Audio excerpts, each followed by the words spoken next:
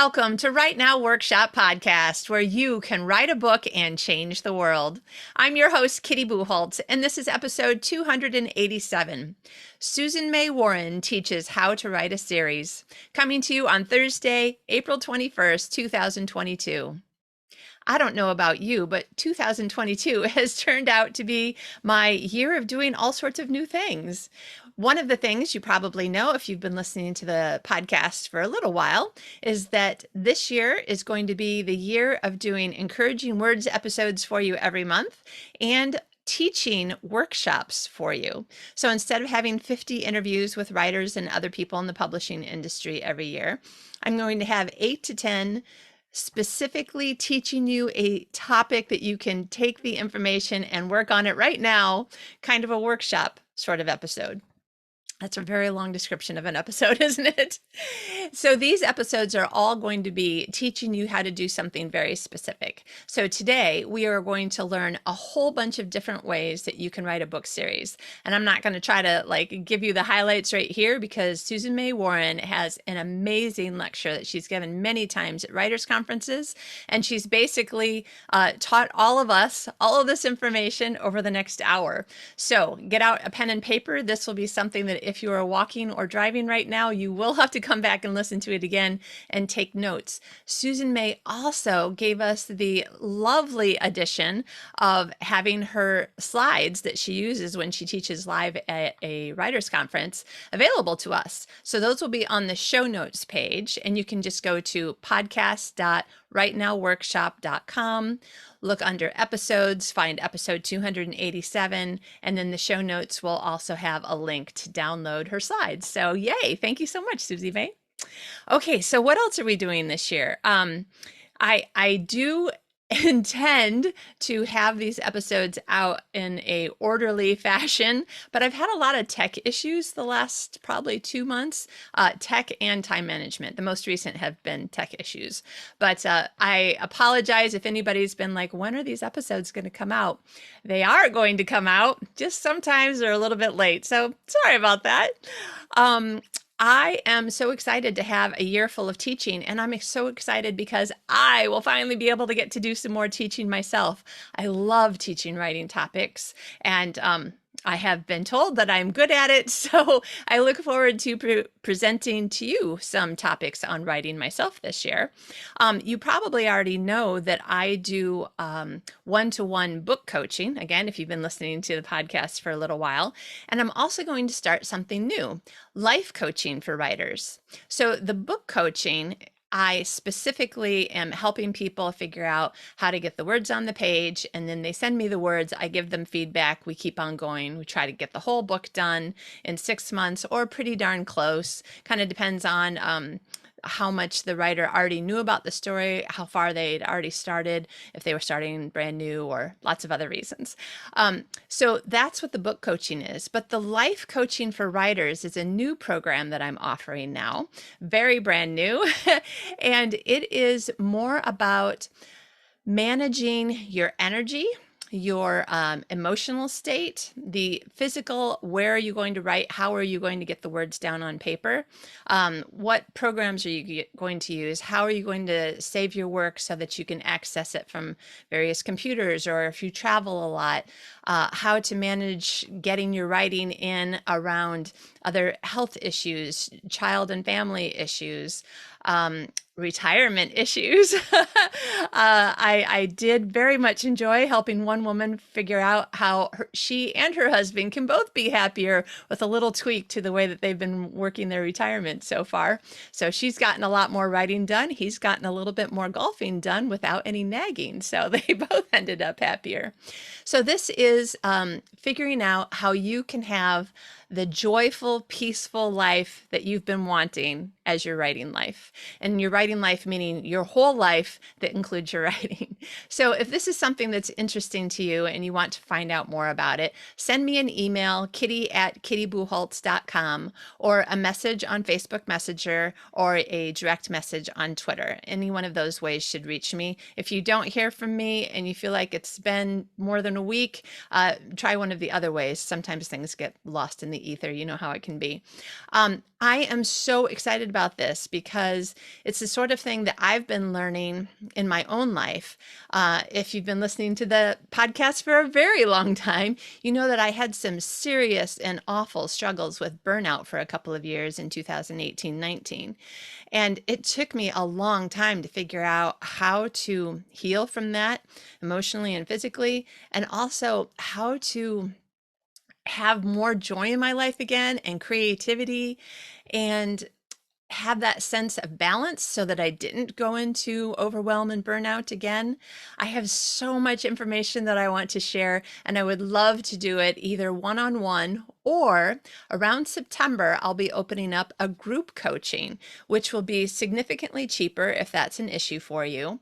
Also, if you prefer to have group sessions where you're learning from what other people are asking and the responses and answers that other people are giving them and that are coming from the leader of the group, that would be me. If you like the group situation better anyway, then this could be better for you. If money is an issue, this could be better for you. If you prefer to be able to say everything, like not have to edit yourself, not have to worry about what other people are thinking, and be able to have all of my time and attention, one-to-one coaching would be best for you. So let me know if you're interested in becoming one of my clients for life coaching for writers. I would very much love to talk to you about it. You just message me, I'll send you a link to my calendar, and then you can schedule a call with me and we'll talk. All right, so that's one of the other things I'm very excited about. And then one more thing, so 3 new things here, is that I am doing my self-publish your book one-to-one coaching as a course. So this is one of those do it yourself, do it at your own time courses. I still have to figure out a few things having to do with open office hours or live Q&A sessions or something this so that you can have some access to me. So at this point, I am offering a founder's rate discount if you would like to help me build the course as I go. I already have all the information because I've been doing the self-publish your book one-to-one coaching. It's just a matter of what's the best way to arrange it for you when you're going through the course by yourself, and also how much time and attention do you need in a more kind of live way, like not just the videos, but having some sort of access to me. Is it better to have a Facebook group that you can ask a question anytime and get an answer? Is it better to have live sessions that are specifically on a certain day and time that you need to be there to ask the question? So if you're interested in being part of this, and you would like to be in on the founder's rate discounted, let's make this course what you need it to be, again, reach out to me, kitty@kittybucholtz.com, or Facebook Messenger or Twitter direct message. And I have a special rate, $250 for it's normally a 15-week one-on-one coaching session with me that is $2,000. But this is $250 as we work together to create the videos, the worksheets, etc., that best help you. And then I'll open it up to the outside world at a higher rate. So if you would like to be part of helping me sort of beta test all of the videos and materials and stuff, let me know. I would love to have you join us. All right, is there anything else that I'm doing new? One more thing. I have a new website that's in development. I'm so excited. It is so me, and I didn't even realize how me it was until my website designer has actually been a friend of mine for quite a long time, maybe 6 or 7 years. And when she gave me this idea, she's like, how about something like this? I was like, that sounds nice to me as a human being, but I'm not really sure that's a good website for me as a teacher and podcaster and coach and that sort of thing. She's like, no, it really is because of this. I'm like, oh my gosh, it's growing on me and now I love it. So I will be letting you know when you should go look at the new rightnowworkshop.com website. The old one, is old enough now, and I'm not good at some of the things that I tried to add to it in such a way that I'm actually really embarrassed and would like you to not go to my website. I'm sure if you've ever had a website, you totally know, at some point you start thinking, I need a new website. And then by the time the new website's almost ready, you're like, please don't go to my old website because the new one's so much better. So I'll let you know when it's available. I'm super excited. I am also hoping, if all goes well, it kind of depends. When I have a lot of clients, I don't get to spend as much time on my own writing. But right now, I am looking to bring to you finally my first nonfiction book, Encouragement for Writers, which is possibly only the working title. I'm still kind of figuring out if it needs a new title, but it is Encouragement for Writers, and a helpful guide for how to get through some of the things that can stop you when you are trying to write. Whether you're writing your first book or your 20th book, there are moments when we're just stuck on the same thing that we get stuck at because we have, our own little issues about, I'm embarrassed about this, or I'm insecure about that, or I just feel like if people really knew, they would, not want to write or read my books, all of these issues that we go through. I am trying to give you a book of encouragement that'll help you through all of it. I hope that that will be ready in October, but in the meantime, I will be looking for beta readers. So if you are interested in being a beta reader, and again, helping me to refine the book so that it works the best for all the writers who will be reading it, then please contact me. As you now know, Kitty at kittybucholtz.com, Facebook Messenger, or Twitter direct message. Possibly in that order. Facebook Messenger always beeps me on my phone, so that's good. Unless you and I have never been in contact before, and then sometimes it like holds messages from people who I haven't ever been in contact with, and I have to go find them. But anyway, just letting you know, I will be looking for messages just in case they're stuck in the, are you sure you want messages from this person area? Okay, so beta readers, I would love to have you see whether or not this book is coming together in a way that you think will be helpful to you and your other writing friends and the greater writing community at large. So lots of interesting brand new things happening in 2022. How is your 2022 going? If you heard the Encouraging Words episode from this past Sunday, then you know that I was encouraging you to stop and think, how much have I gotten done in the first quarter of the year? What had I intended to get done throughout the entire 12 months of the year? And then one more time, stop and think, what can I focus on just for the next 3 months? Which in this case is a lot closer to 2 months now. So that you can try to be focused and not feel overwhelmed by how much you're trying to do. And also, if you're getting done 2 or 3 things and then totally finishing them, and then the next 2 or 3 things can actually work out a lot better for you. And I tell you from experience, than working on a whole bunch of things a little bit at a time. And then they're all kind of coming to nearly done around the same time. And then you're still overwhelmed with trying to figure out how to finish and put out each one of these things, whether they are courses or class books or, whatever it is that you're working on. So I strongly encourage you, if you didn't listen to the Encouraging Words episode a few days ago, go back and listen to, let's see, it would be episode 286, and see if it gives you some ideas for how to plan just for a couple of months at a time so that you can really focus, get a lot more done by the end of the year. All right. So lots of things to tell you about, lots of things to hopefully be putting in your mind in a kind of a teaching, learning frame. And now we are going to have the most magnificent hour with Susie May. She explains how to write a series so well, and not just how to write a series, but all the different choices that you have, some of which like I knew, but I'd never thought of, and others where I was like, I hadn't even thought of doing that. I'm so excited to actually take some of her advice myself with my 3 series. So, let me know what I can do to help you, what you need from me. If you are watching this on YouTube and you hit subscribe, you will make me very happy. I just get very kind of giggly every time I get a message on my phone saying someone else has subscribed to your YouTube channel.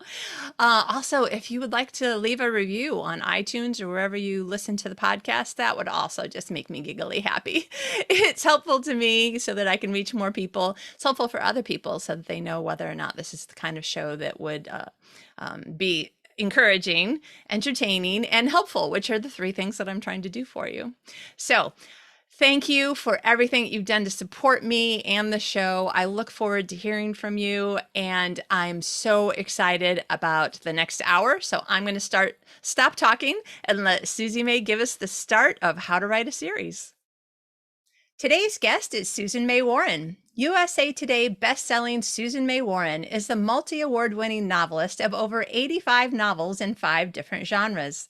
With over 1 million books in print, her books have been translated into French, Dutch, Polish, German, Swedish, Ukrainian, and Italian, and are on bookshelves around the world, as far away as South Africa, Australia, and Russia. She's been featured in Christian Women Today magazine and appeared on The Harvest Show and other national television shows.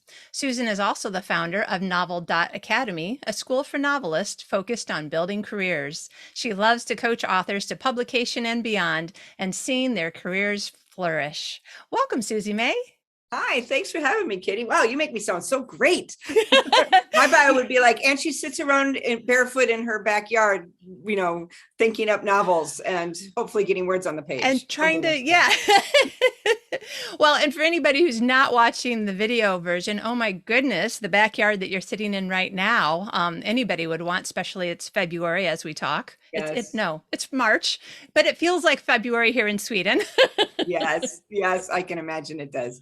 It is beautiful. We were very fortunate to find a cute little house in Florida a couple of years ago. And so we escaped here in the wintertime. And it is really great for writing because you do get out and take walks. You can kind of free your mind a little bit and stuff like that. Although I did used to love writing up in northern Minnesota with my fireplace and under a cozy blanket. So you can find inspiration that way as well. That is true. That is true. Sometimes I take my big fluffy comforter off the bed, take it to the couch, make sure that there's no heat on in the living room. And then I'm like, okay, now I'm ready to read or write, either one. Yeah, nice, fun. That's good. So speaking of writing, this year I'm doing something different. I want to do, instead of 50 interviews with wonderful people, but otherwise, not always something that's going to be of interest and absolutely helpful to all the listeners. Instead, I'm doing 8 to 10 episodes that are just teaching episodes. So it's like you can go to a conference, you chose this one class, that's the one, and then you're taking notes, and then you can apply the information and, do new great things with your career. So thank you for being one of my guests doing that. Oh, I'm so thrilled. Thanks for inviting me. This is so fun. I love to teach, so this is great. Yes, which is one of the reasons why I asked you, even though you have absolutely been on the show more than anybody else. This should be the Kitty and Susie May show. Well, I like it. Let's do it. It sounds great. Done. All right, there we go.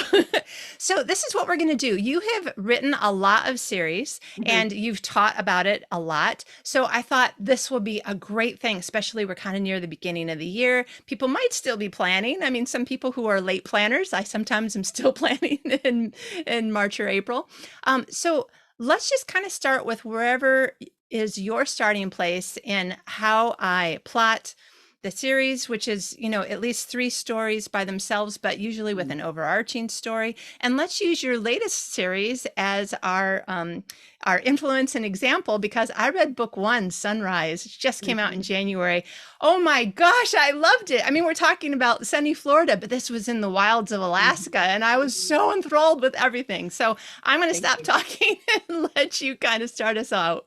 Sure. Well, I think I love talking about series. Why? Because I mostly write in series.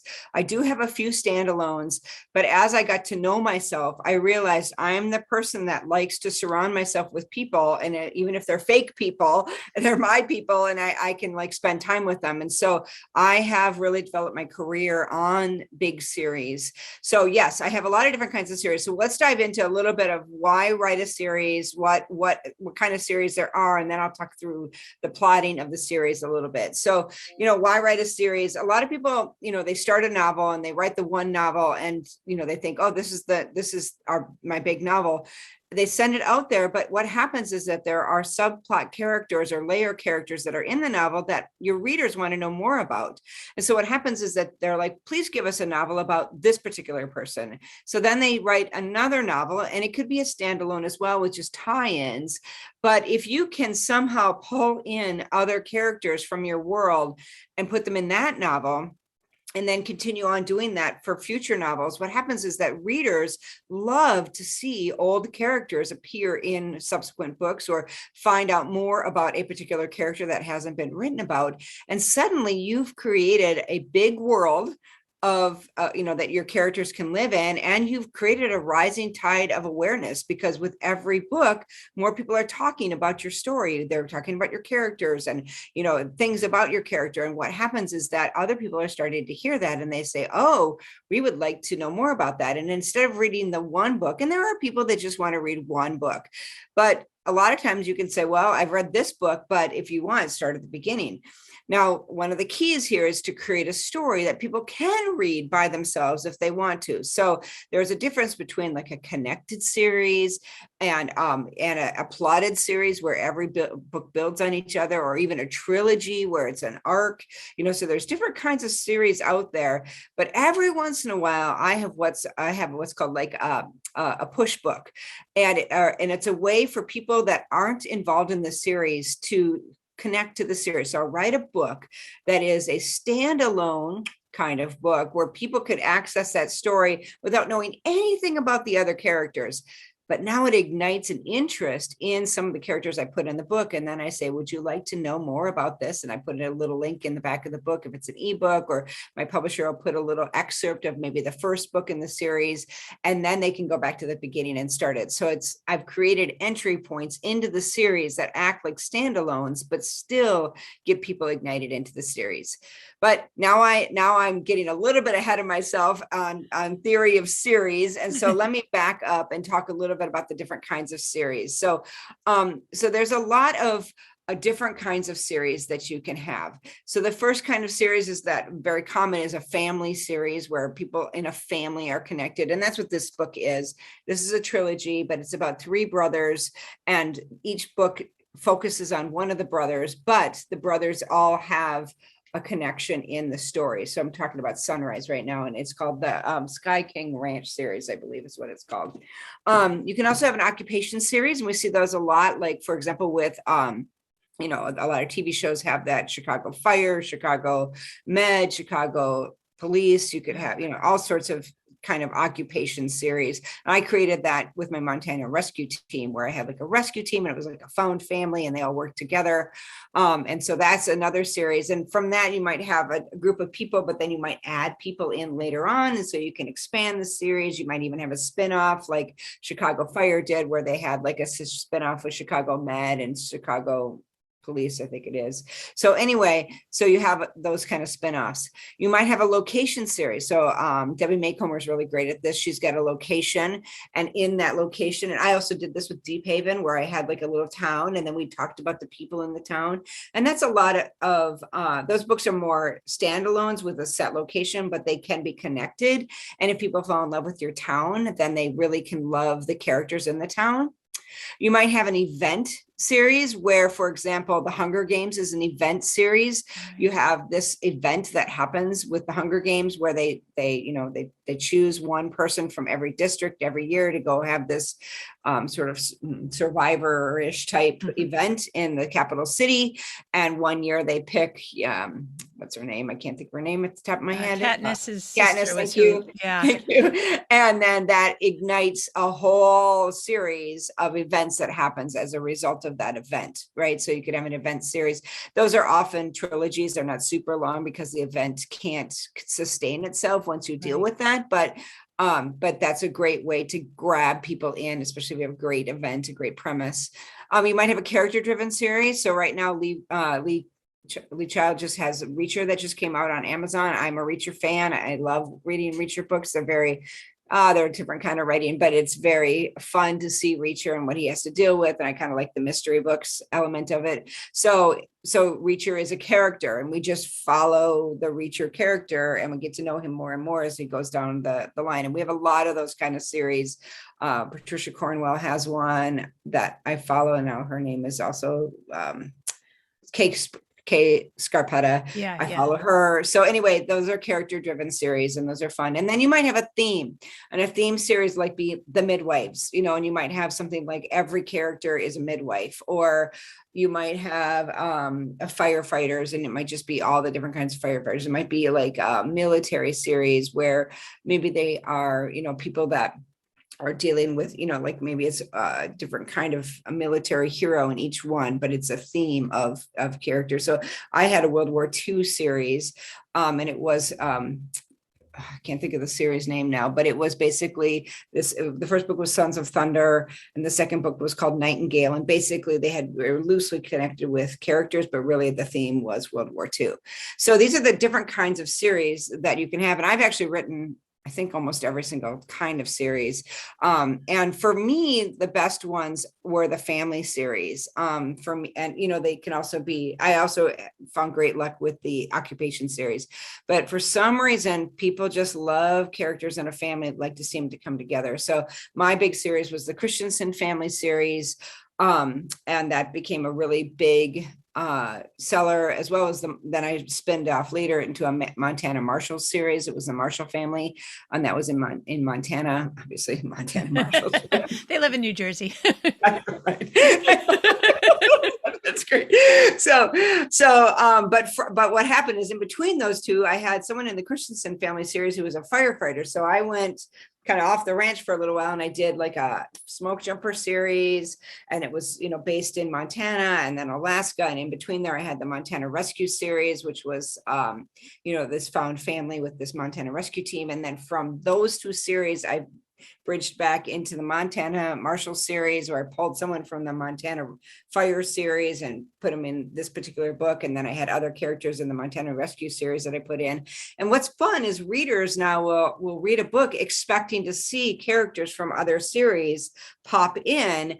And it's been a really fun thing to do. So family series, though, is either whether it's found family or occupational or an actual family, they're a really fun series to write, because usually what happens is that you meet different members of the family. Every once in a while, we give them a reason to be together or come together, so you can kind of see them interact. I usually give everyone a unique persona. So like in the Christensen family, I had, the firefighter, the chef, the journalist, the adventurer, and the photographer. And so I had, or I shouldn't say adventurer, treasure hunter, and then photographers. Everybody had a sort of persona. And then I always gave each them an overarching issue. And so that's one thing that's really great with the series, is that you can connect them, even if you don't have a plot issue, you can connect them with an overarching issue. And for the Christensens, it was, what do we do with the family resort? So the parents were leaving, and we needed to figure out what to do, because none of the kids wanted the resort, right? So that's a really fun series to do, because it's pretty tight and interactive with everyone else.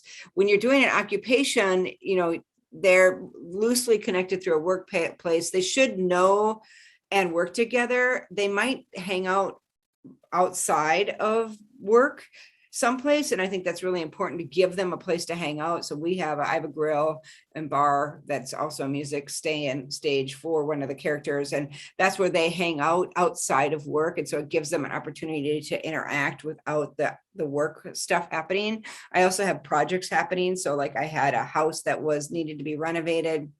One of the characters was doing that, and everybody was helping. So I gave them things to do outside of their occupation. And so that's a really great way to help them understand their non-work lives. And I think that's a really important element, because we don't want to just get to know them in work. We want to get to know them outside of work, which is where we get to know their characters and their problems and that sort of thing. So that's a real key when you're doing an occupation. And the same with a location series. You want the location series is really important to have a common meeting place in the location. So set pieces where people can interact. So I have a donut shop, and I have a coffee shop, and I have a resort, and I have a pizza place, and some of these different places where people can interact. And then in a location series, you also want what's called set characters. So people that show up that are always they're kind of like set pieces. You know, I have Edith Draper, who's a realtor. I have Kathy, who's my coffee shop lady. And so what happens is they become familiar characters that people can interact around. And so that's a really important thing when you're doing a location series. And with a character series, you know, you really want to create a compelling character who grows in every book. You got to give them a new problem, right? So a great example would be Harry Potter. And, you know, Harry has a problem in every book. It does lead to the conquest or the final battle against Voldemort, but you know, you have sort of this lead up to it, and in every book he's got a problem. So there's a lot of so a character driven series, we do want a character that grows a little bit but also has to solve a problem different in every book, but maybe leading to a big problem. And of course you got to plant seeds for that. So which brings me to how to plot a series. So I'm going to pause here because I've been talking a lot. Do you have any questions, Kitty? This is a great place to pause. Okay, good. So question number 1 of 42. I shouldn't have said that right when you were drinking. Sorry. It's all right. Okay, wow. First of all, like I already know a lot of this stuff, but I'm listening to you going, you know, I'm going to go back and take some notes after we're done talking, because there's things that like you know things, but until you start figuring out what my series is going to be, what my plot is going to be, or, oh, I've got one of those and one of those, then it's like, oh, but I haven't done that little thing, you know, so this is great for like, I think taking notes later and then putting them someplace that's in my series binder or something. But Yes. I have a question about this Ignition book, because this is something that I haven't heard of. I mean, I've heard people talk about this is a great entry point to the series, but I've never heard the book like given a name. So I was just wondering if it is written after you've written several of the books and therefore includes a lot of the characters who are already in the series, that the reader will then go back and find out what actually happened to this couple and those people. And Right. So here's how I do an Ignition book. This is a very, very good question. So I approach an Ignition book or a push book like as if the reader has never seen this world before. So I have a character usually who has also never seen this world before. yeah. So they walk into the world and they meet someone in the world. It might even be two people that walk into the world, but the best is if one of them walks into the world and is inserted and experiences the world for the first time, and therefore allows the reader to experience the world for the first time. And maybe they meet somebody who's not embedded in this plot here, but someone who's an outlier, but is loosely connected to these people here, right? And so she meets this person and he's here, and then they walk into this world. Now it could, so for example, if let's say it's a Montana rescue book. So it's set in Mercy Falls, Montana. I might bring in a backpacker, or let's say a woman who wants to work at a camp in Mercy Falls. So she gets there, or maybe she's a barista at one of the places. So she gets there and she decides that she wants to go out for a hike one day. Into the coffee bar comes one of the deputies. He's not a member of the Montana Rescue Team, but he's a deputy that we've heard about, you know, but never really, he's walked in and off the pages around for various things, but we don't really know him. Yeah. So she meets him and they go hiking together, and maybe they meet a grizzly bear and they run away. They run off into the woods. Somebody's injured. Somebody falls off a cliff. I always have cliffs. And so anyway, something bad happens, right? So now they have to do what? They have to survive, but they also have to bring in the Montana Rescue Team, right? So maybe he, you know, gets away, loses her, he has to find her again, but in doing so he has to call the sheriff or his buddy who is on the team, and now we enter the team. So she's viewing the team from an outside perspective. He's viewing the team from kind of inside the team, but now the reader gets to know all of these characters, right? And interacts with Pete and Jess and Ian and, you know, all of the people on the team. And so when the story is over, we've finished the journey between our coffee maiden and our deputy guy or whatever. We finished their journey, But now we want to know more about these people that we've met along the way. So a push book really just gets you into the world. It doesn't explore any of these stories, but it starts to whet an appetite for these characters, right? And so there's a couple things. What a push book is great for a teaser. So like a lot of times I'll write a really short 20,000 word push book that ignites a problem. Like I had the Ian and Sierra, If Ever I Would Leave You. It's the story of Ian and Sierra when Esme, Ian's niece, goes missing. And so what happens is we start that story, and then that whole problem of the niece going missing is throughout the whole arc of the series. And I'm going to talk about plotting that arc in just a second. So that's that first introduction, and that's where we meet the team for the first time. Then halfway through the series, I had a push book. So after book 3 in the series, I wrote a book called Crossfire. Crossfire was about a hero was about Ian's ranch lead. So his can't think of the name, but foreman, thank you. Ian's foreman on his ranch had to go back to his home in North Dakota or Eastern Montana. I can't remember which word. I think it was North Dakota. And he has to deal with the death of his mom, or his mom breaks her leg. So he goes home to deal with that. And so he meets up with a girl from his past.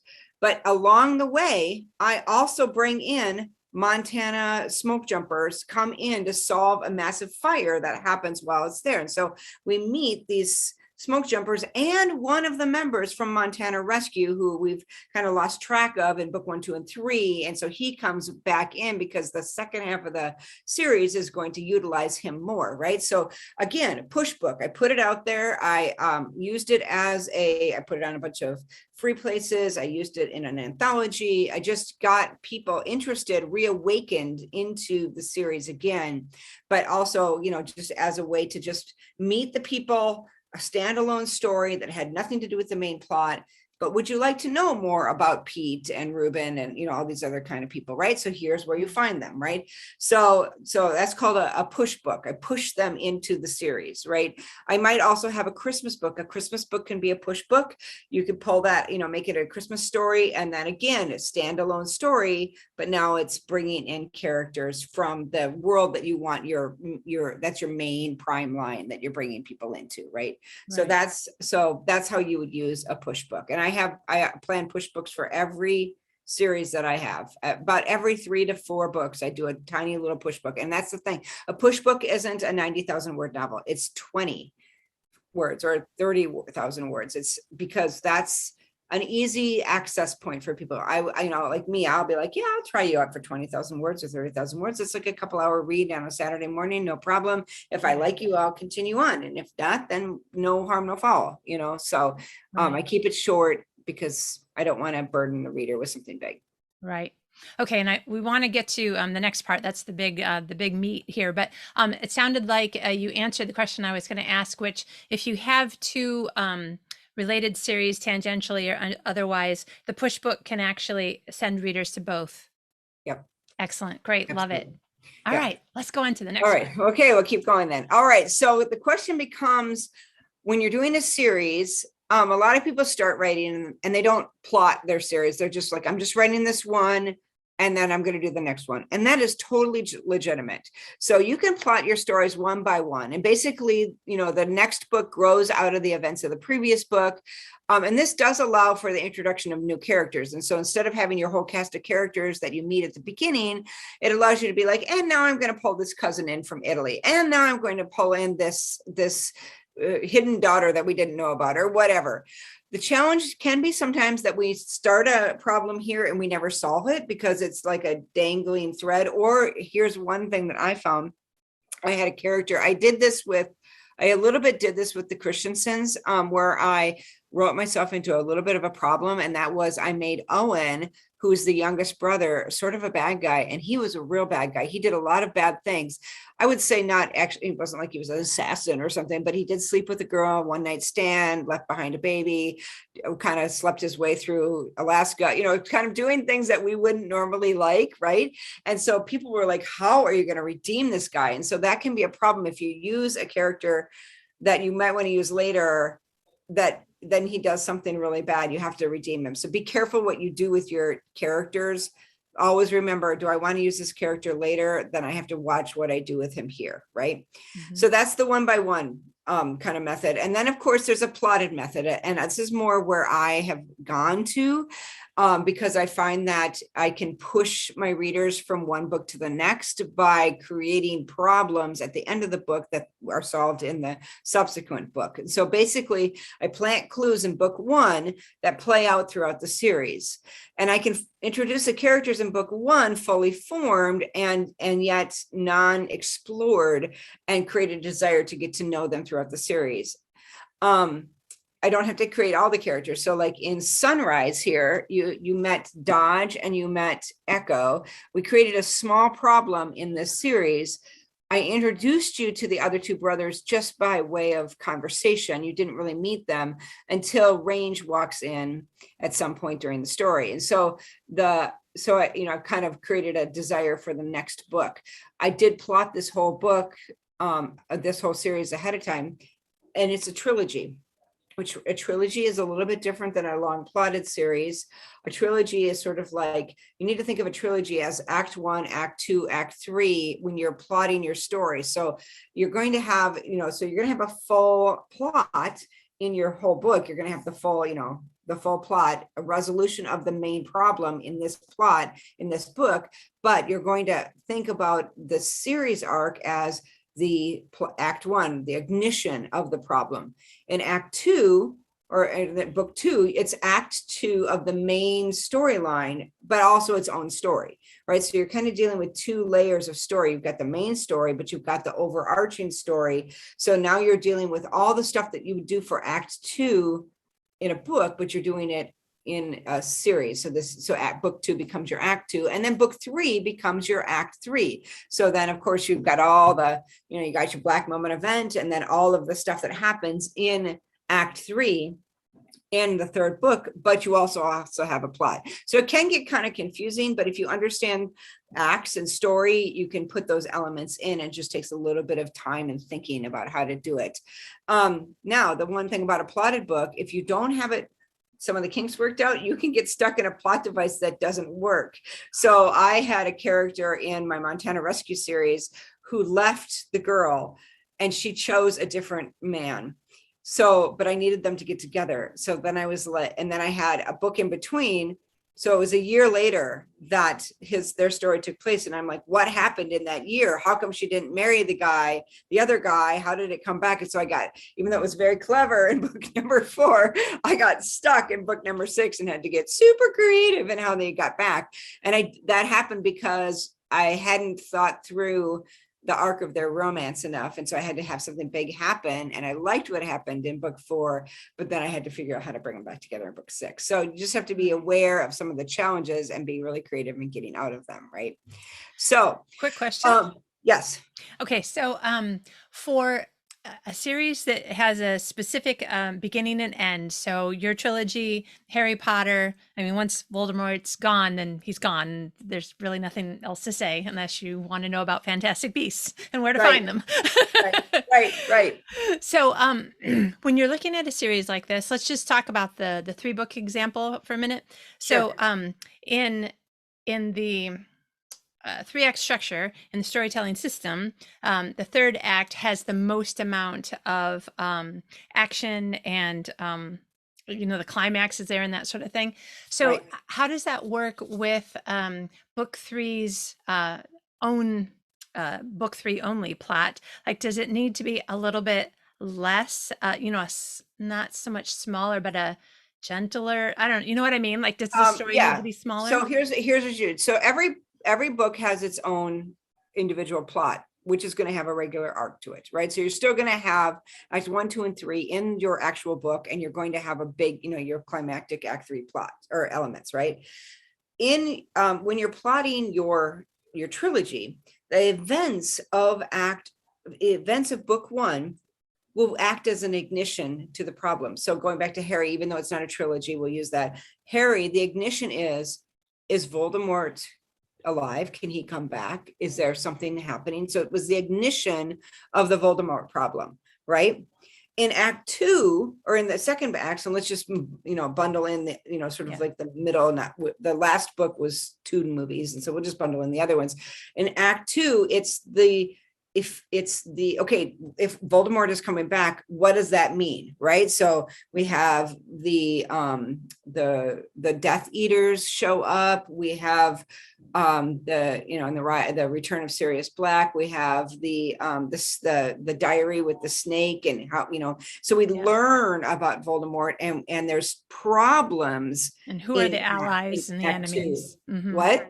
And who are the allies and the enemies? Right. And what do we need to do to defeat them? And so just like we would in act 2, and I have a class on novel.academy called the Revolutionary 4-act plot. But what it does is that it breaks act 2 into 2 sections. And so if you were to write a 4-book series, you'd have act 1, act 2A, act 2B, act 3, right? So, but you can put act 2 all together in a trilogy. And basically the first half of the book 2 would really be building that motivation and why we need to get rid of him, right? And then you'd have like the midpoint and act in the middle of book 2, which is the midpoint of the series. And then you'd have that sort of like, this is what we need to do to get rid of him. And then we'd have the attack, like this is where, the Sirius Black, coming back, and if you haven't read Harry Potter by now, I'm marking it, but it's too late. But, and then you've got the Death Eaters coming back, and you've got the closing of Hogwarts, and all that kind of stuff. And so all of that kind of stuff happens in that second book. And then you want to have something terrible happen at the end of the book 2. So you've got your main plot, but at the very end of that, after you've closed the main plot line, the final chapter is something bad that happens that is the black moment of the series so far. Somebody shows up dead, Dumbledore is killed, whatever it is. And now we've got the final act, right? So, and then, I believe Dumbledore is killed in is before the black moment. Okay. And that is the black moment. And then you've got the last 2 novels, right? And so the last 2 movies, which is actually 1 novel, right? So then you've got the last bit of your trilogy, and this is after everything terrible has happened, and these guys come back and they're like, what do we do now? I don't know what to do. And then they come up with something, they have a realization, and they attack and they have the final battle, which has its own sort of little story arc or little arc in it. But again, it's a main plot as well. So they're dealing with the main plot, but they're also dealing with the overarching plot, trying to accomplish it. So that last story plot really is very integral to the main plot, right? So your first story plot is probably very separate from the main plot because it's like they're going about their lives, and then bam, they have the introduction to the main plot. The second one I'm outside by Andrews Air Force Base, so I'm sure there's probably a rocket or something flying by. But then the second book really has it's got also a main plot, but it has more of those, it's got more integral to the main plot. And then the last one is very integral to the main plot or I should say the series plot, because everything you're doing is dealing with the finale of the series and coming together. Okay. So I think that you answered what I was asking, which is, Harry Potter book 1 is, has got like a lighter weight sort of tension to it. Mm-hmm. Harry Potter book 7 is like tension from the beginning to the end. And right. I was just wondering if your books needed to be kind of an even amount of, tension and conflict, but because it seems like it would be more in book 3. Well, the reason it's more in book 3 is because we understand the stakes. We don't understand the stakes at the beginning, at the book 1. So you do need to make book 1 compelling, but it has to be compelling in its main plot, not necessarily in the series plot, because we don't understand. As we get into book 2, the stakes are raised, but we still don't understand the significance about them until we get to the end of book 2. So that still has to have a great plot. Book 3 will have, by nature, a much higher impact because we understand the stakes. Everything is going bad. We've had more emotions involved. Our readers are more connected to the characters. So you can't escape the fact that book 3 is going to be more impactful, and which is what you want, because a lot of people don't do this. They like have a story and then they just pick up the story and they have the next story and the next story, and they don't create the series arc. So what happens is that we read the first book and we're like, that's nice, I do like those characters. Then read the second one, we're like, yeah, that's okay. And the third one drops off because people are not as thrilled with the character. They're just like, it's just going to be the same old, same old. But if you're building a story arc, and now there's so much at stake, people will read the third one because they're like, I've been building up to this, and now I deeply care about the stakes of book 3, right? And so this is why, in my opinion, sometimes trilogies fail, because they don't build to the third book. They just tack on stories from the first book. Does that make sense? Yeah, yeah. Actually, that's really helpful because I hadn't thought about it that way. And in marketing circles, we talk a lot about, things drop off around book 3 or 4, and we talk about it from a marketing perspective. Well, how can we better market book 3 or 4? But you're talking about how can we better write book 3 and 4? Yeah. And that, Kitty, is the key. I think a lot of people forget that it's marketing is great, but if your book doesn't deliver, then you're wrecking the marketing for the next book, really. I mean, it doesn't matter how book to book. If the marketing is fabulous for book 1, and it's, maybe book 1 sells great, and then people pick up book 2 and the marketing is fabulous, but it doesn't deliver, I don't care what you do, book 3 is not going to sell as much. Because people are going to be like, yeah, I don't care about the hype. I wasn't interested, and so that's a problem. I think the Matrix suffered from that. Book first movie was fantastic. Second movie was pretty good. Third movie, and so now they're like, let's have a reprise. And people like me were like, yay! And then I went to it. I was like, there's no stakes. I like seeing the old characters. But I didn't really get it. And so it kind of didn't do as well as people had hoped, because it was just, there was no buildup of stakes and everything like that. And so that was the challenge. And so it's really not about, marketing helps, but it's really not about marketing. It's about story. Yeah. Love it. Okay, well, let's talk more about that. Okay. All right. So let me give you some tips on creating the 1-by-1 series. So if you do want to you're like, Susie, I don't want to plot a whole series. It's too much for my brain. I cannot do it. If you're, often I hear this from pantsers, and I totally get it. I do think that a plotted series will help you write the series, but you don't have to do that. So let's just talk about creating the 1-by-1. So here's some tips. First, create a secondary character with an intriguing past or issue to use in the next book. So here's your main character. Create a secondary character and make him intriguing, mysterious, hot, have an issue, whatever it is. We want to see that. Like I did this with the Marshalls. People loved Knox, but they really wanted to know who Tate was. And so, and I almost made it worse because people were so excited about Tate. So then I was like, okay, in Tate's book, I had to create Ford's story, right? And so now we've got Ford's issue, right? So it's like, it was always a trying to figure out how to not take away the glory from the main character because the sub character is so good. But if you create that secondary character that's intriguing enough, people will continue to read. Second of all, plant a backstory event that the reader has to discover layers to. So especially if this is a series that could be a family series or a character-driven series where it's the same character, have an event in the past that we see a glimpse of, and then we see more of, and then we see more of and more of, and so that we can build on that. And what happens is readers, so for example, let's say that, so we're a big fan of Uhtred of Beddenberg, The Last Kingdom. So it comes out today, and or it came out last night or something like that. We haven't seen it yet. We're crazy fans because we love Uhtred, but we also know Uhtred's past. We know everything he's been through, right? So that character, that recurring character, has a lot of depth to us. If you came to the page right now and watched this season, you'd be like, what's the big deal about this guy? I don't know who any of these people is. Who cares if the king betrays him, right? Because we don't understand where he's been to.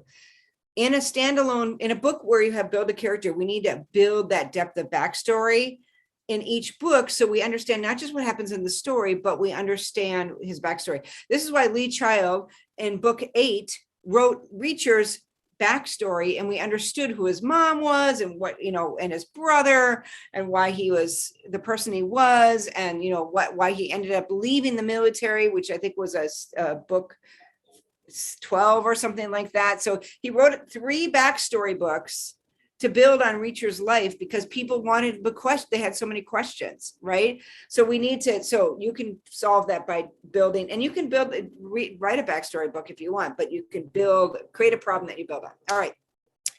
Create one central character everyone moves around, but that doesn't have a point of view. So I just wrote a series. Sorry. I just wrote a series called the True Lives of Rembrandt Stone. It's a 6-book series. And in that series, there's a character there's 2 characters. One's named Booker and one name's Burke. And I was like, why did I name them both B's? I don't know. But Booker is his police chief and Burke is his partner. And we see Burke a lot because but he never has a POV. Booker is only really sort of in memory because he's dead when Rembrandt is, when we start the story. It's a story about a time traveling detective. So he goes back in time to solve his cold cases. And so in the present, Booker is dead. In the past, Booker is alive.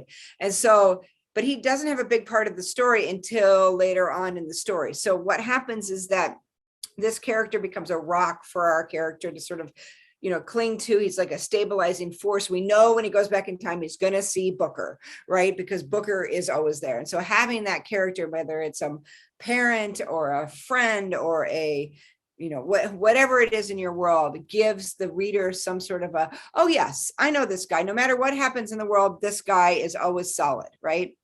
And then create an ongoing problem that each character must deal with. So let's say you have obviously in my Rembrandt Stone series, he's got cold cases that he has to deal with. But in every cold case, in the first book, he ignites a problem that then in every subsequent book he has to deal with. It's not the same problem as the main story until the very end, but he has to continually deal with that. Maybe a tornado comes through your town and destroys the town. And so throughout all of your stories, they're rebuilding the town. Maybe there is a death, a terrible tragic accident, and a bunch of kids are killed in the town. So now in every subsequent book, we're dealing with the aftermath, right? So if you create something in the scenes that binds people together, now we create that problem for every character. And maybe it's a big problem, maybe it's a little problem, but it's something that they have to deal with. Okay, so that's tips on creating 1-by-1 series. Let's talk a little bit about creating the plotted series. So when you're creating a plotted series, you've got all your characters at once, right? And that can be really challenging for readers to access. So the first thing you want to do is give each character a persona, right? We want to know. So even in my Montana Rescue series, we had Ian, the billionaire, Sierra, the administrative assistant and great cook. We had Jess, who had a secret, but she was a hidden heiress and a remodeler. We had Ben Martin, who was a country music star. We had Pete, who was a great rock climber and rescuer. We had his brother, who at the moment, Sam, I think it's Sam. Yeah, Sam. He was a cop and also a caretaker of his mom. We had Ty, who was a cowboy and also a helicopter pilot. We had Gage, who was a snowboarder. So we have these personas so that when we access them, we can go, oh yeah, Gage is a snowboarder. He's got long hair. He's very, he loves the outdoors, whatever. So it's really easy for the reader to connect to who that person is because they have a persona. So when you introduce them, and I would not introduce them all at once. You want to introduce them in the context where they show up in the story so that readers, because if you introduce them 1-by-1, it's sort of like when you walk into a group of people at a restaurant and there's 8 people sitting at the table and somebody stands up and says, so glad you could join us. And then they introduce the whole thing. You've forgotten the names by the time that she's gotten to the end of the introductions. You do not want that to happen in your book, right? So you want to have them come in, interact. So like if I met somebody, somebody getting out of the car and then we go to the booth and someone is there and says, hey, I have some chips for you. Here's some chips. And my name is Sandy. And you go, okay, Sandy and the chips, and then you're like, okay. And you meet them as you go, then we're more likely to remember them. And so this helps the reader when you want to have a big cast, maybe because you want to have a bigger series, to be able to remember with just a line or two for each one. Oh yeah, this is a snowboarder guy. And these are the things I know about the snowboarder guy. Yes. I just forgot his name is Sam, versus Ty is the other guy. I remember now because he's the one who blah, blah, blah. That's the way. Yeah, okay. That's the way. All right. Give them also a place to hang out. We already mentioned that. So but that set piece where they hang out can help ground us into the world, where I call it anchoring. And so that if we know where things are, so what happens is our brain can only assimilate so much information. And so when we're in a set place where we know we don't have to worry about, oh, what does this place look like? We can worry about the conversation and what's happening, right? Quick question on that.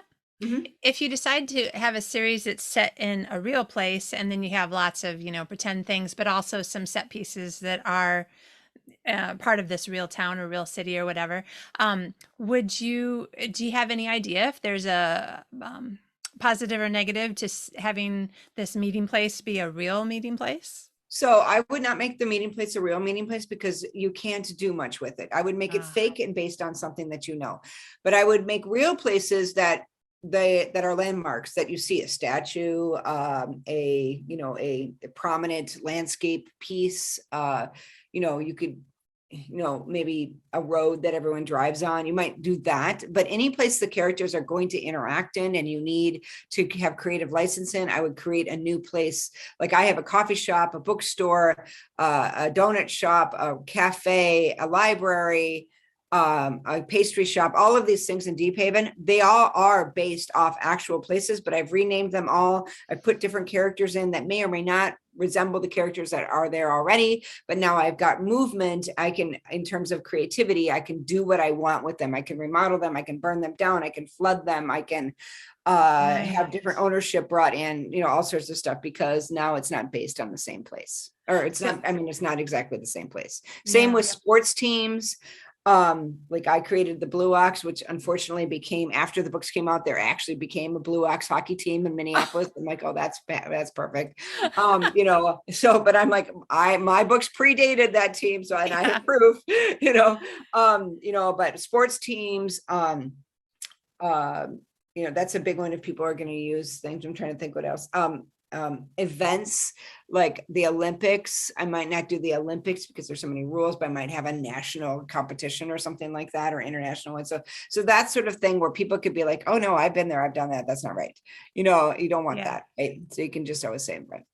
All right. So let's talk. And so give each character a persona, give them a place to hang out, give them a overall problem to solve that you then plot throughout the series. So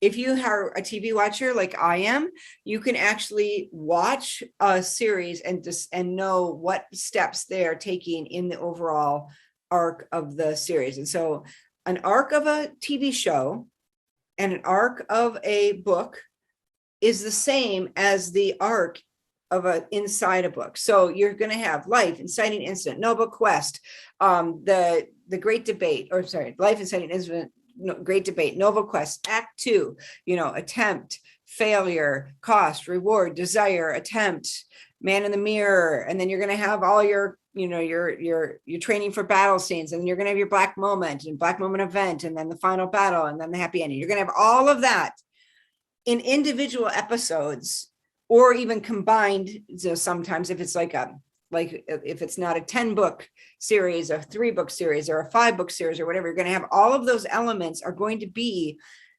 in the themes and construction and overall elements of each series or each episode, right? So think about your books, as an episode in your series, right?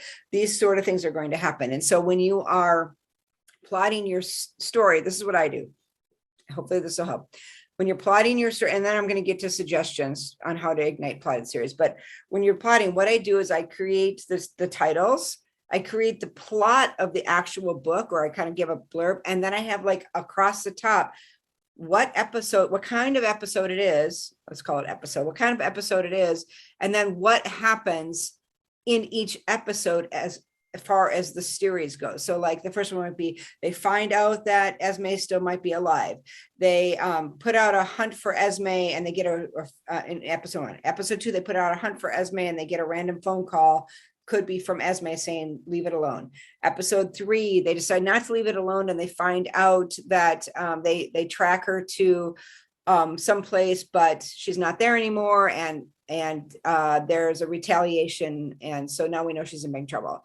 Episode 4, they find her, but she doesn't want to go back with them. Episode 5, she decides to go back with them, but brings trouble with her. Episode 6, they defeat the trouble and they find out the cause of the real problem and save the day, right? So that's what I would write in all of my columns. And so now I know this, alongside the main plot of the story, I also have to have this little bit in my story. And as you can see, each story grew. So by the time we got to book 4, they're hunting for Esme. That's going to take half the story. Book 5, she comes back. Oh, that's a bigger part. Book 6 is the entire story of what happened, and on the plot is integral to that last one. So think through your series, think through how many books you want to have, and separate the plot, the series plot out per book, so that you kind of know what you're aiming at in each book. And then you can weave it in when you get to that book. So you don't have to do the entire plot, just a little blurbs of how it's going to go. All right. Perfect. All right. So I'm going to get some suggestions for flow of a plotted series, but do you have anything you want to say, Kitty, before we keep going? Well, I think that this is going to be like a perfect 2-hour episode, but we don't have 2 hours, so I'm going to hold my questions. Okay. Well, let me give you a suggested flow of a plotted series. Okay. So I'm going to go slow, and people may want to stop and start this so they can take some notes on this, but this is what has worked for me over and over again. And I do 6 books, 5 or 6 books usually, because of course, like I said, I have a push book after book 3, I have a push book into book 1, and then often I'll have like a Christmas book between 4 and 5, or between 5 and 6. And so I have a number of push books, but you don't have to do it that way. That's just, so it ends up being kind of like a 9-book series really. But that's okay. So book 1, I set up my characters and I start my problem, and I start with a problem A. So I have I start with a big problem that they have, in the story, and it may be in the main plot, it may be in the series plot, but there's a problem. Book 2, I focus on character 2 and 3. So I've got all the characters and I have character 1. I focus on characters 2 and 3, and I start another problem B. Okay. It might not be, so in my Montana rescue, it wasn't just so there was a flood in problem A, and they found this body, and it reignited the search for Esme. In book 2, we continued problem A, but we also started problem B, which was this house that fell down that belonged to one of the characters, and she had to figure out where to move to, which then allowed me to have in book 3 a deepening of problem B, which was she moved in with this other character and they started a remodeling project, which became a big part of the rest of the series. So in book 3, we're going to bring character 3 in from book 2, and we're going to deepen problem B, which builds on book 2. Now in book 4, we're going to focus on character number 4. We're going to have a subplot with character 1, because we've already had their story, but we want to revisit their story. We want to get to know more about them. We're going to resolve problem A. So in the Montana Rescue series, we found Esme, but we created problem C. Esme doesn't want to come home. Okay, so we don't know why. All right. In book 5, we're going to bring a 5th character in that we've already introduced along the way. He's been in the background, and finally he gets his chance. And we're going to pick up character 2. So in book 5 of Montana Rescue, it was about Ty, and we've seen him along the way. We don't know we know he has a problem with flying. We don't know what it is. We find out what it is in book 5. It deals with a tornado. I introduced the Minnesota Marshals, which has characters that show up in all my other books after that. And then we solve problem B, and problem B is Jess's house. And so now it's ready to be, it's fixed up and everything is great. And we try to figure out what's happening with her. So we solved that problem B, but we still have problem C out there. And problem C is that Esme doesn't want to come home.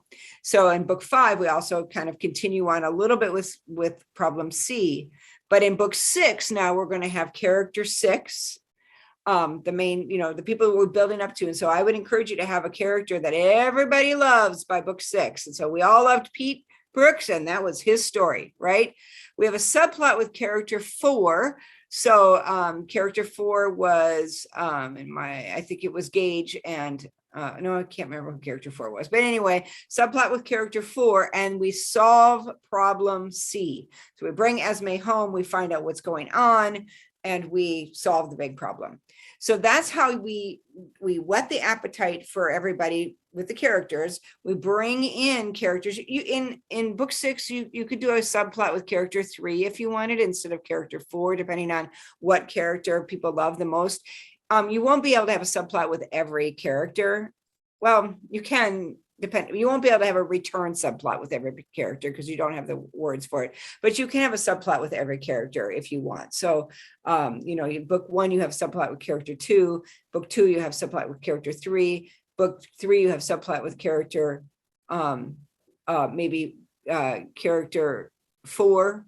Book 4, you have subplot with character 1 again, so you bring them back. Book 5, you have subplot with character maybe 2 or 3, bring them back.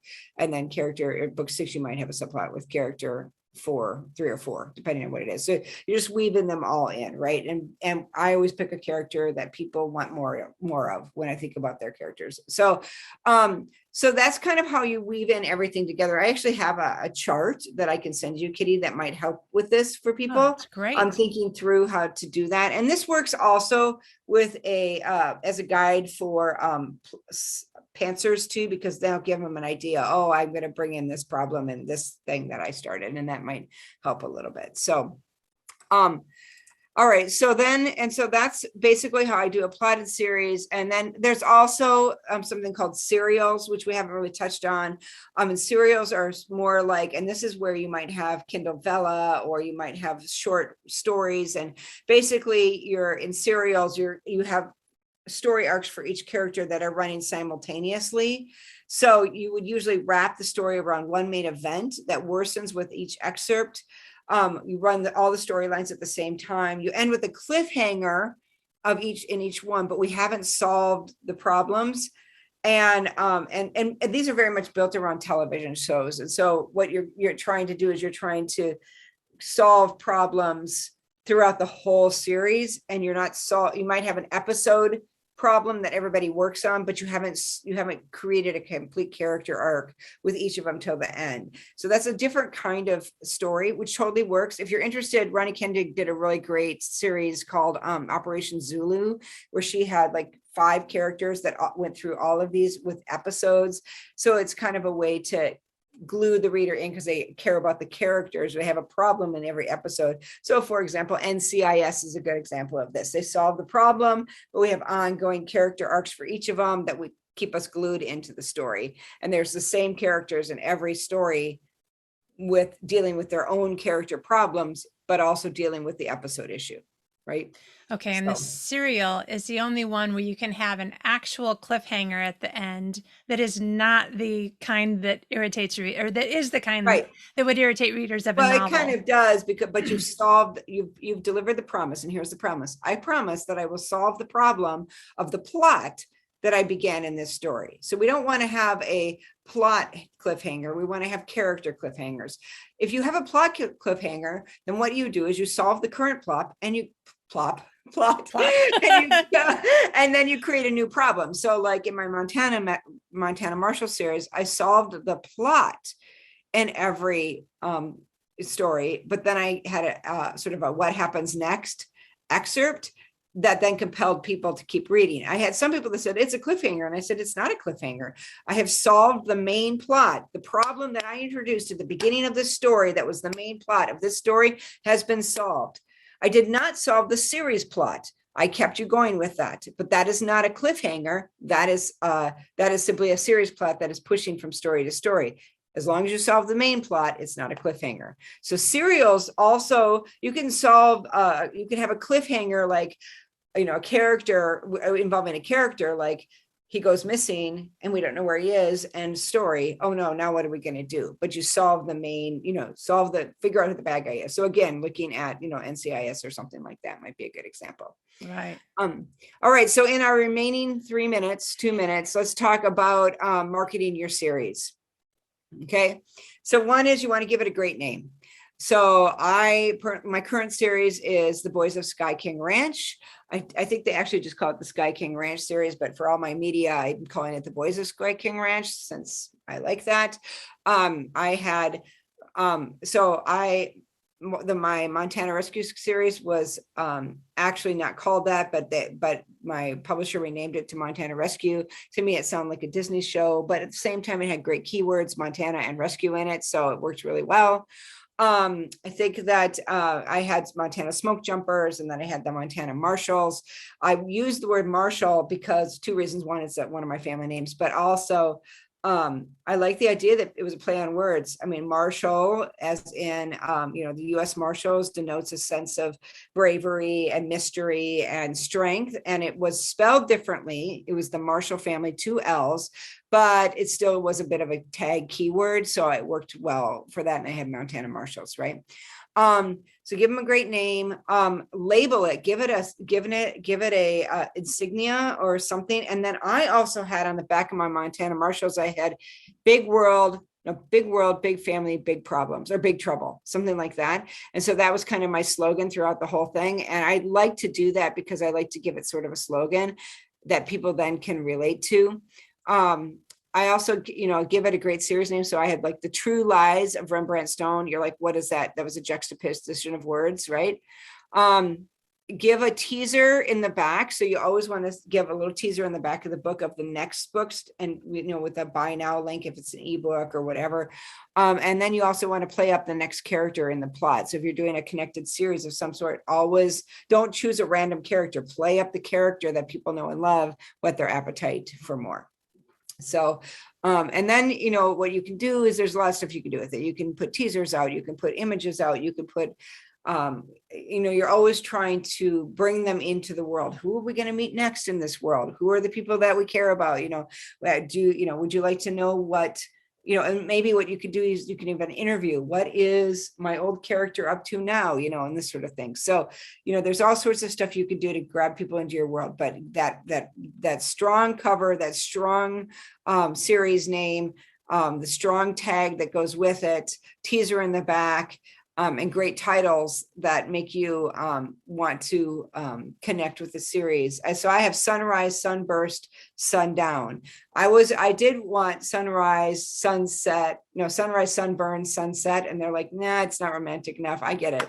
So anyway, so we did go with Sunrise, Sunburst, which I love that title now because of the way the story played out, and the cover is so amazing.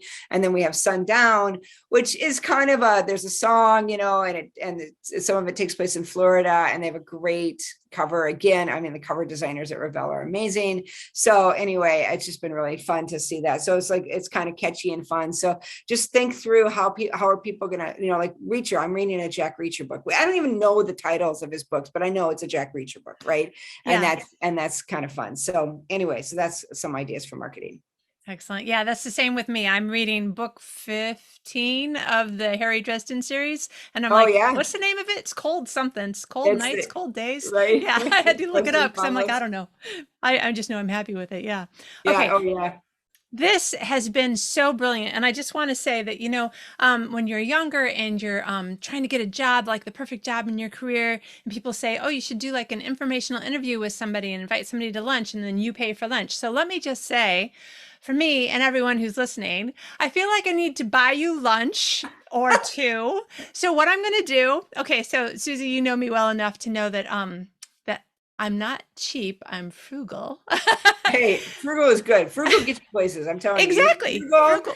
Save, then you have money later for do stuff like exactly. Yeah, but here's the thing: as much as I was like, traditionally published ebooks are, to me, overpriced. But to thank you for this amazing information, I have now given myself permission to thank you by buying the next 2 books in your series that I wanted to read anyway. And I was like, well, maybe they'll come to the library. But so I'm going to thank you. I appreciate that. I think you will love them.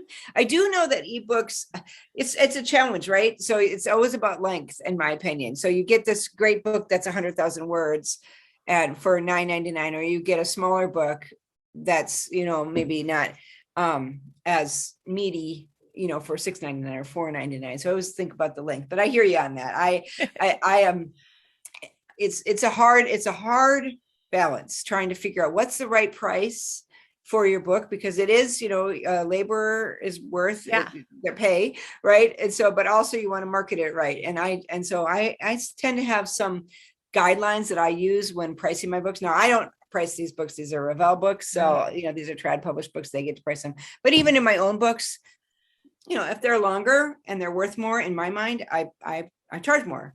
Yeah. But I feel like there's also a value associated with price, right? Yeah. So you expect to pay more for a Ferrari or a Lamborghini than you do a Fiat, right? So, but you get more. Right. So, so there's that. So, but thank you, Kitty. I appreciate that. I think you will love them, but I appreciate your thoughts. And you can highlight them if you buy the actual book, you could, or the Kindle, you can, I guess you can in Kindle too, but I can. I do that all the time. I highlight in Kindle and then I click and I find my notes and then I take my notes down. Yes, I do love that. And I keep moving to countries where books are really expensive, paper books. So I probably will buy it on Kindle. Yes, buy it on Kindle. Yes, it's a lot cheaper.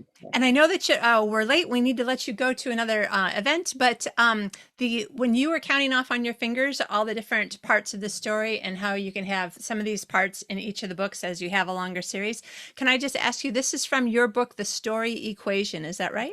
Right. You will find it's just a nuts and bolts, very basic book. It's $10 and it'll teach you everything you need to know about writing. Well, not everything. It'll teach you the nuts and bolts about writing. Not everything. There are other books out there. I have some other books out there too that will help you with the advanced stuff. But the story equation is what has worked for me. It just helps you get the story on the page, and it talks about plotting structure, just real basic stuff. But it's sort of kind of what I built my stories on, and then you can grow from there. But yes, all those pieces are in that. And if people really want to know more about advanced writing series, how to build a career, all that kind of stuff, I would encourage you to hop over to novel.academy, because we do have some free classes there that kind of give you a sense of what we do. We have a class every Thursday night, and then we have a massive vault 10 years of material that, and it's all organized. And so you can take, like, I want to learn how to write dialogue. I want to learn how to write characters. I want to learn how to build a business. I want to learn how to market. I want to learn how to launch my book, or whatever it is. We got tons and tons of material, and a great community too. So we're actually the longest running continuous inspirational writing academy on the internet. So wow. Yes. Congratulations. Thank you. Yes, we're about 10 years old now, and it's going strong. So nice. It's great. Awesome. Okay. And creating great writers too. That's what I love. All right, good. Definitely this kind of a class, we want to send people to novel.academy. And also your website is susanmaywarren.com. Right. Okay. Yep. So they can find all of your books and pretty much anywhere books are sold as well, right? Yep.